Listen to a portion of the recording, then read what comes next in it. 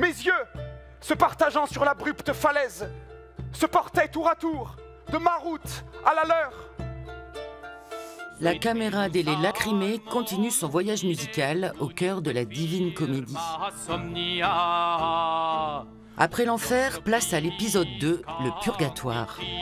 Une fois passé par le filtre de ces artistes, le long poème de Dante écrit il y a 700 ans ne paraît plus aussi abrupt et prend une dimension contemporaine.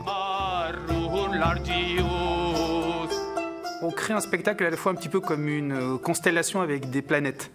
Au centre, on a l'œuvre de Dante, et ensuite on crée autour de planisphères où là on va raccrocher tel morceau, et puis quelques temps après on va avoir telle information sur tel instrument ou tel musicien qui va pouvoir nous rejoindre. Et petit à petit, ça crée notre puzzle, notre carte Dante Troubadour.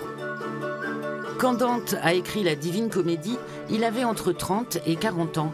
Pour l'incarner, il fallait un jeune comédien pouvant vivre paroles et musique anciennes avec une énergie entraînante.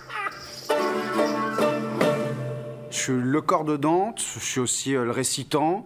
Et ce que j'aime bien aussi avec leurs propositions, c'est moi, il y a des moments sur mon texte, il y a marqué slam. Donc je suis celui qui délivre la parole en français, parce que Bruno parle en italien. Je suis celui qui illustre. En gros, on est deux parties ensemble d'un même corps, quoi. On fait à partir de la forme instrumentale? Ouais. 1, 2, 3, 4. Dans le Purgatoire, Dante écoute des chants, des psaumes.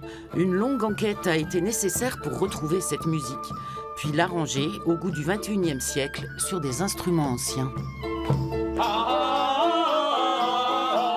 On cherche à retrouver une énergie d'aujourd'hui avec ces instruments. Et on n'est pas dans une utopie ou une quête, à mon avis, impossible de restitution de ce que ce son devait être à l'époque et comment c'est pas nous, ce qui nous intéresse, c'est le geste artistique dans sa relation à l'homme, mais dans l'instantanéité.